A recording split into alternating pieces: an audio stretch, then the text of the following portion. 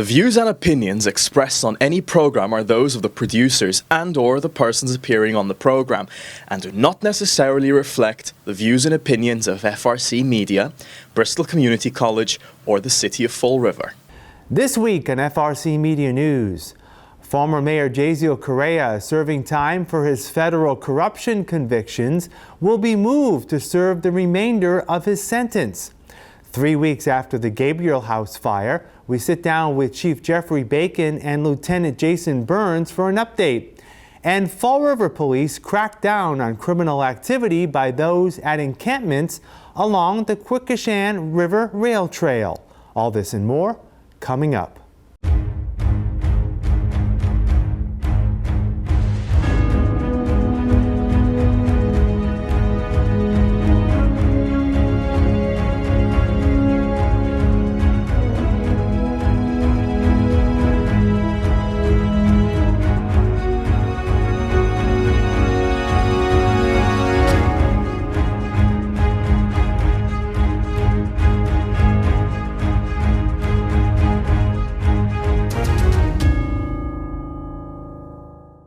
It's Thursday, August 7th, 2025. This is FRCmedia News. I'm Keith Tebow.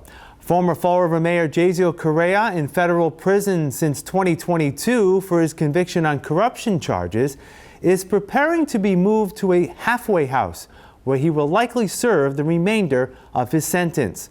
According to the Federal Bureau of Prisons, Correia was transferred to the jurisdiction of the Residential Reentry Management Facility, or RRM, in New York. This RRM serves the judicial districts in the Northeast, including Massachusetts, where Correia was tried. And RRM provides transitional housing and support services for individuals transitioning from incarceration back into the community, with the typical placement occurring in the last 6 to 12 months of their sentence. The former mayor is slated to be released in July of 2026. The New York RRM manages residential centers in eastern New York, southern New York, and New Jersey. It's unknown which reentry center Correia will be placed. FRCmedia legal analyst attorney Stephen Sabra says moving the former mayor during the late stages of his sentence is not uncommon. Particularly because the type of crime, so-called white-collar crime, so the issue would be he wouldn't be a danger to the public. So this wouldn't be for every inmate in the federal system, but based on the convictions by of Jasiel Correia, that would be pretty typical. And what it would entail would be essentially a situation where he would be working during the day and then report back to this sort of a halfway house in the evening, and he'd still be supervised, and there would be a test as to whether he's ready to be back in society without any supervision. Correia was last housed at the Federal Correctional Institution Ashland, which is located in eastern Kentucky. Attorney Saber says even though Correia is slated to be released in July, being in a reentry facility could result in him being released early. All of the sentences, there's credit for good behavior type of thing, so that's possible as well. But it's going to depend on his conduct during this next stage of this sentence, when he's in this sort of reentry program, and I would assume that the Bureau of Prisons has something to do with where the person's going to work, how they're supervised, and then again some type of sort of curfew. Former Mayor Correia was convicted in 2021 of defrauding investors of his Snow Owl app business and seeking payments from potential recreational marijuana vendors in exchange for a favorable recommendation to state regulators. It's been 3 weeks since a devastating fire at the Gabriel House assisted living facility on Oliver Street that claimed 10 lives. We took the opportunity last week to speak with Fall River Fire Chief Jeffrey Bacon and Fire Lieutenant Jason Burns on the latest into the investigation of the fire and how firefighters continue to deal with the stress and trauma of the events of July 13th. Here are portions of that conversation. Chief, Lieutenant Burns, thank you for joining me. I do appreciate it today. I know it's been a tough couple of weeks. Chief, I want to start with you. I want to start with the investigation itself. I know last week there was a press conference with the District Attorney's Office, State Fire Marshal, State Police also involved in the investigation. Anything new to add from what you know in terms of the investigation? No, we're essentially out of the loop with the investigation at this point. The DA's office is controlling it and using some of the investigation stuff that DFS is providing. So as far as I know, everything is moving along, but there's no new information to release at this point. Something you mentioned at the press conference last week as well was that for every fire event, the fire department does its own sort of internal investigation, the processes of what happened. Mm-hmm. You had mentioned, I believe, that if it's like a 3-decker, it could be done in a few hours. This is going to take weeks. Talk about what that process is, and I guess what's the progress of that sort of internal look back at how this department handled that event. Yeah, this is like an unprecedented fire event, right? They don't happen every day, so there's really no rules or guidebook for how to do this. So what we've done, and Jason and I have, kind of planned this out. We've kind of combined some of the mental health stuff with putting the pieces back together to figure out how the lessons learned and what we did right, what we did wrong, and what we can work on. So it's a long process to get there because we're still piecing together. There were every fire company in the city was at this fire. Mm-hmm. Typically, you have 4 or 5 companies at a fire. So to piece together where the crews were, exactly what they did, and then to listen to the radio calls and to, even with this fire that we don't normally have, there's a lot of video that we can look at. So it's going to take some time to really piece that together and keeping in mind the sensitivity of because 10 people died at this fire, it's a totally different post-incident analysis than anything that we've ever done. So I guess what do you hope to come out of it at the end of the day? Every single incident we go on, from the easiest box alarm to this event, which are really the 2 extremes of what we can experience here in the city, we need to learn from it, right? And we owe it to the victims and especially the families of the 10 people who did not survive this incident to try our best to figure out what could have been done better. And if we can identify that and utilize that in the future to prevent something like this happening again, we certainly want to do that.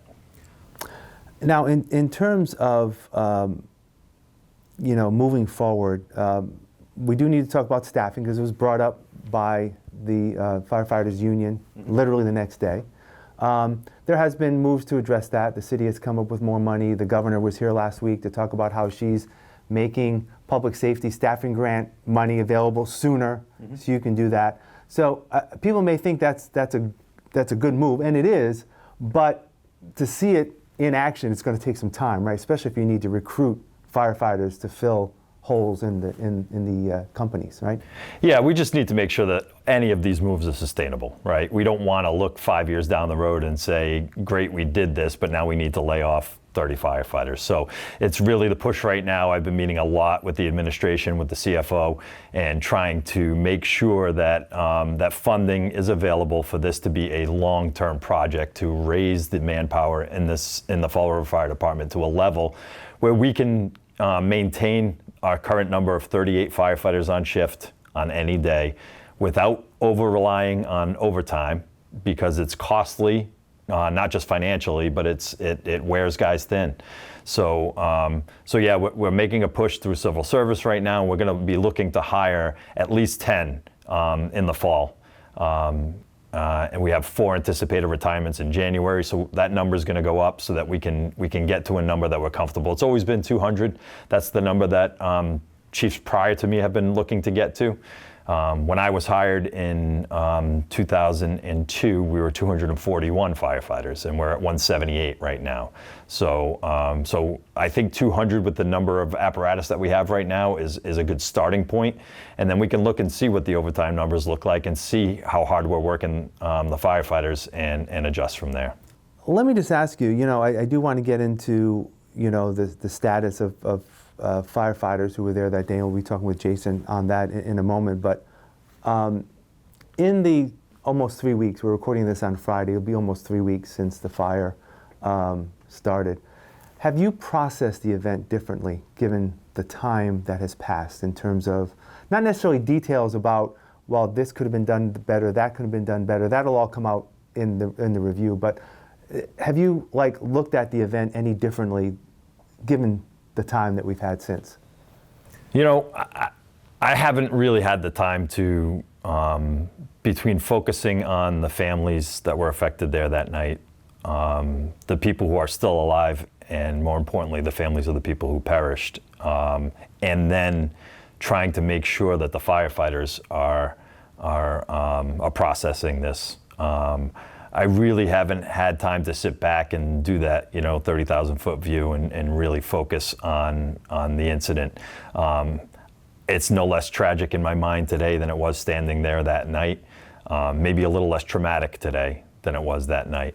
But this is a historic fire for the Fall River Fire Department, certainly, but nationally, this is an historic fire.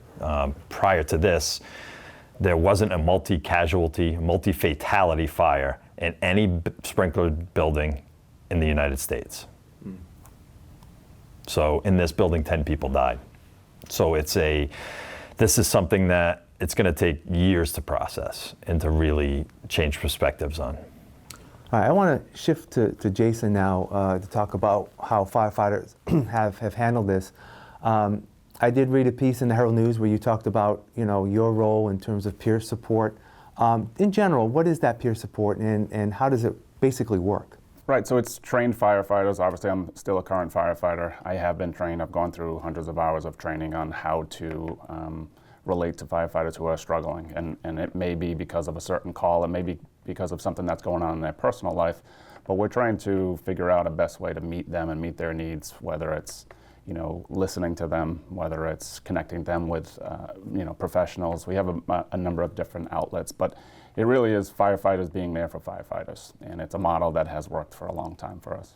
And it's not anything that's sort of formally organized, right? It's just listening, hearing.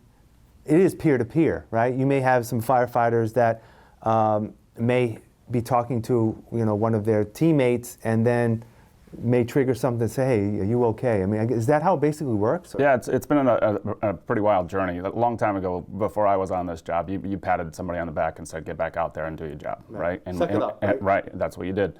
And then we ventured into a process where it was much more formal, and you mandated sitting in a circle and talking about how you feel about a certain incident. And it worked for a while, and that was better than doing nothing. But we've moved away from that primarily since, I would say, 9/11. We found that forcing people into a room and having them discuss what their feelings are, sometimes hours after losing a firefighter or going through a difficult call, wasn't working for us.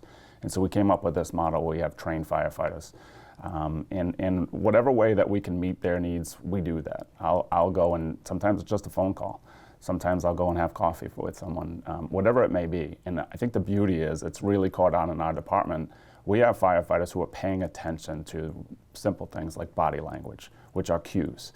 We're not the group of people who show up and say, hey, by the way, I'm feeling anxious today, and I don't, I'm depressed, and I don't like how that played out. We don't do that. So, but your body shows that you're doing that, right? Something's going on, and it's not just the peer support people who have been trained to that. We go out and talk to everybody else and say, hey, look at your teammates, right? If they're the quiet one and all of a sudden they're talking constantly, there's a change. Maybe we need to intervene. Maybe they don't want to be alone with their thoughts. Maybe that's why they're talking too much.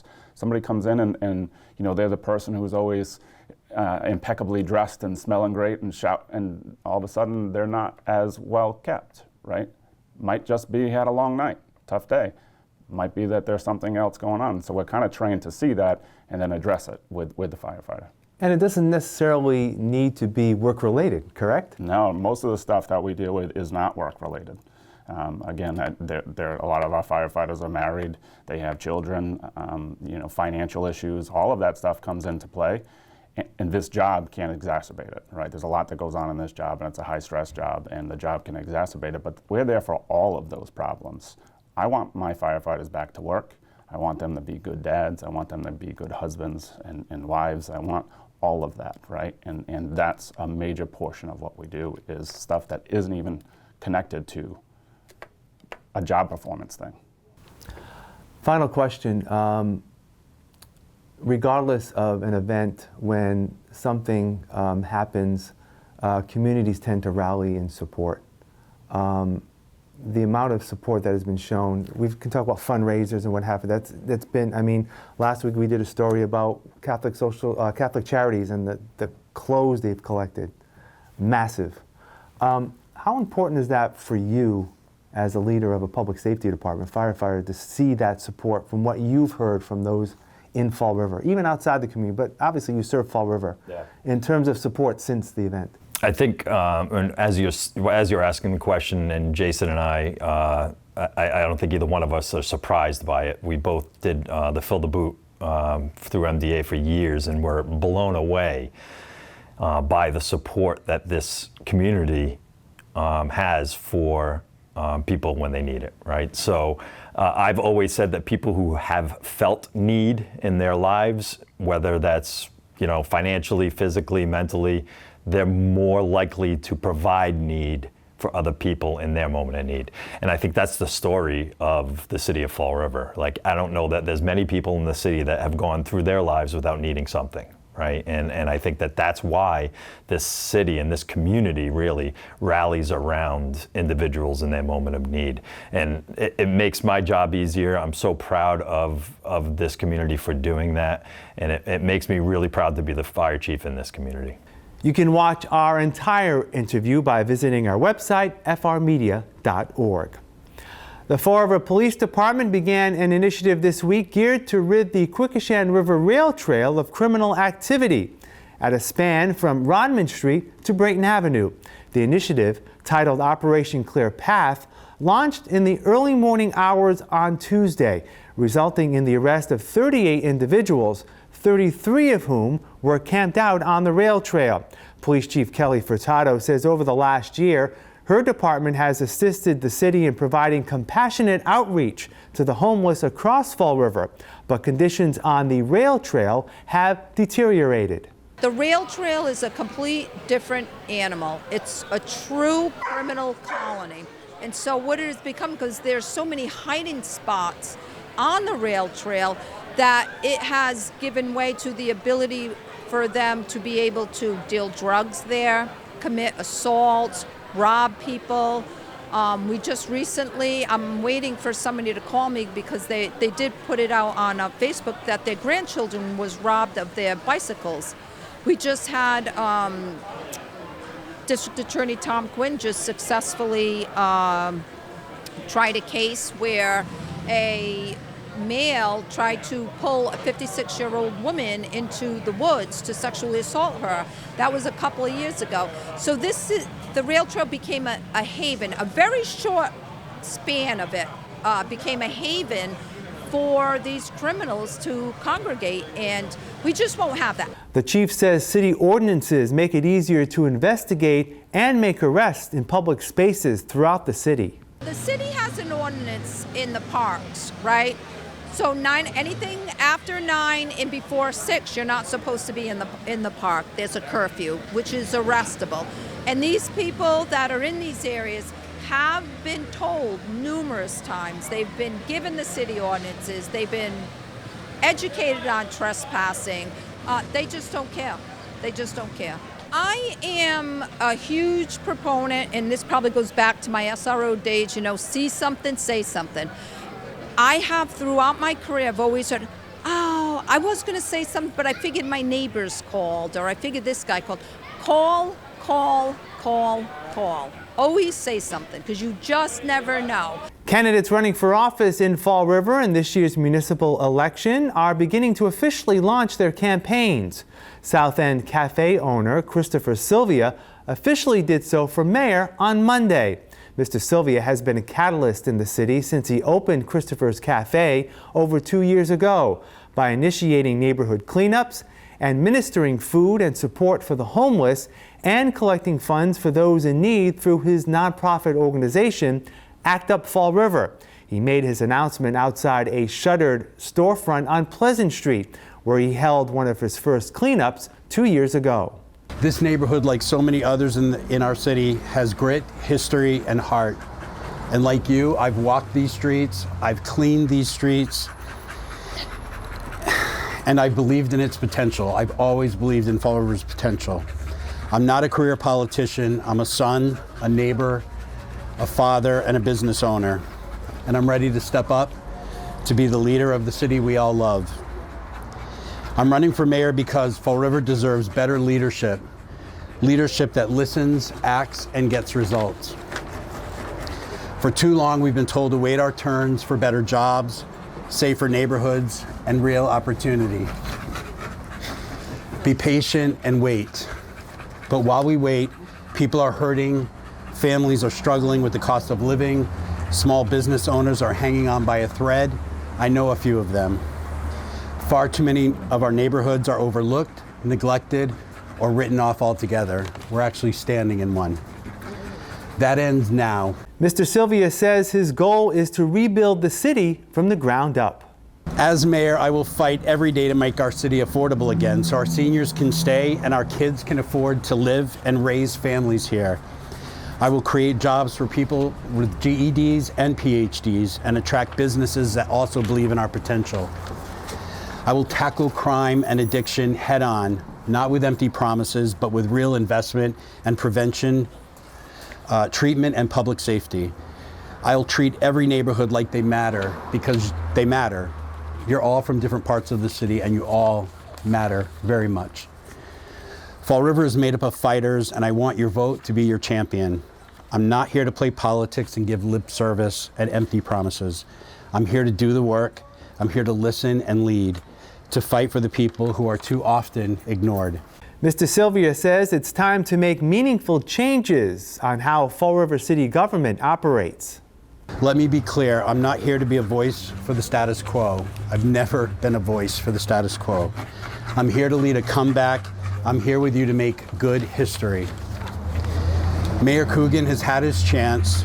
He's a nice man, but he's not getting the results that we need. He's treating this election like it's his final chapter, or his final lap, I'm sorry. I'm running because I'm just getting started. Where he sees a final chapter, I see a new beginning. Where he settles for Band-Aids and the status quo, I will deliver bold, effective change. Mr. Sylvia is one of 5 candidates on the preliminary election ballot for mayor on September 16th. He will be listed 5th following Gabriel Boomer Amaral, incumbent Mayor Paul Coogan, Michael Vandal, and Carlos Caesar. Dozens of people waited hours in line Tuesday morning to be among the first to order from the menu at the Raising Cane's Chicken Fingers restaurant, which opened its doors on Canning Boulevard in Fall River. Raising Cane's launched in 1996 and has 900 locations across the United States.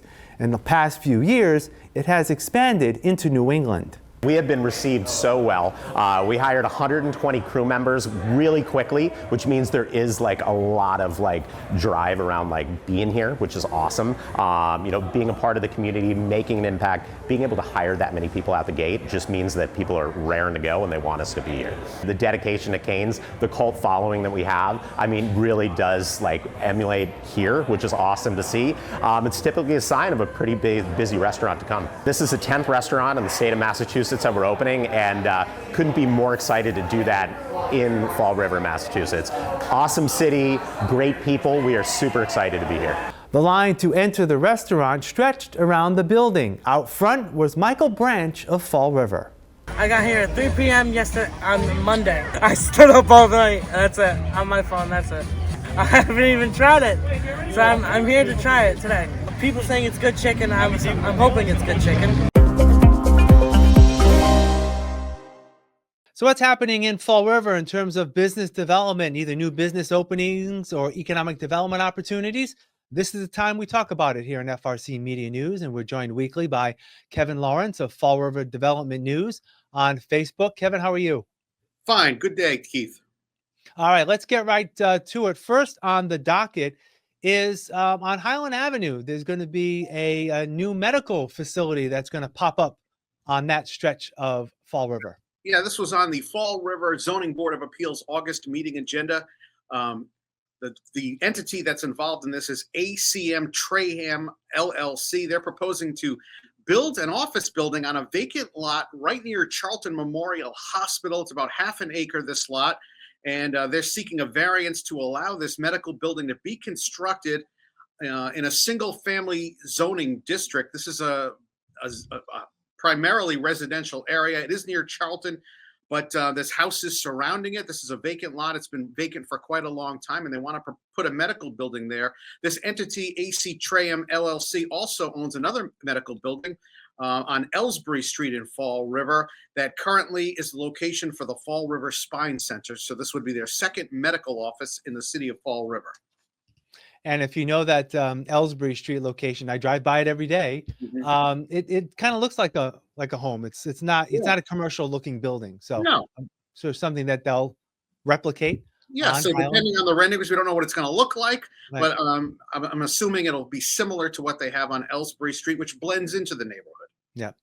All right. We like to talk a lot here about apartments and housing that's being built. There's a vacant commercial property on Pleasant Street that hopefully will soon be converted. Yeah, we've had multiple proposals for Pleasant Street to put apartments and convert abandoned properties into residential homes. They haven't come to fruition yet. Maybe this one will. A vacant two-story building, which is 6,500 square feet in space, built in 1900, located at 1438 Pleasant Street, is being eyed for apartments. They want to put 14 one-bedroom units in this former commercial building, which has been sitting vacant for years, 6,500 square feet in size. They're requesting a special permit to allow this to happen, as well as a waiving of parking requirements. We'll have to see where it goes at the next Fall River Zoning Board meeting, but that's some good news for Pleasant Street, which still looks pretty abandoned at this point.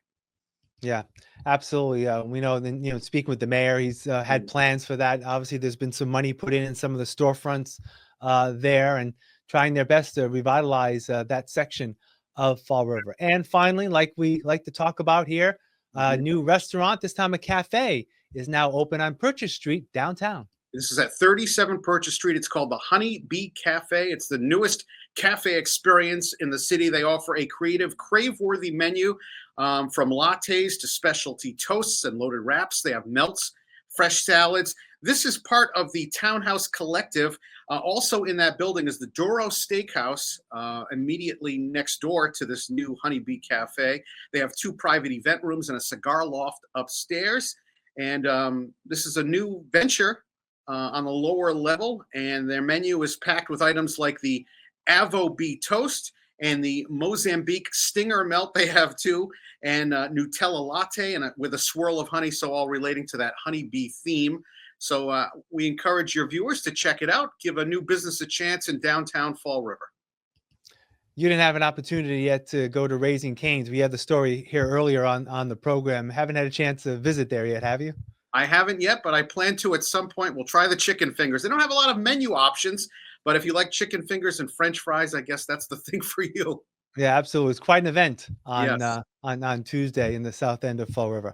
All right, you can find out more and see Kevin's work on Fall River Development News on Facebook. Give him a like and a follow. He would appreciate it. All right, Kevin, we'll talk again next week. Take care. Thank you, Keith. That's all for this week's edition of FRC Media News. Please visit our website, frmedia.org, for more local news and information. FRC Media News airs Thursdays at 6 p.m. and Fridays at 5:30 p.m. on Channel 95 and the Fall River HD channel located on Channel 1072. For all of us here at FRC Media News, I'm Keith Tebow. Have a great weekend.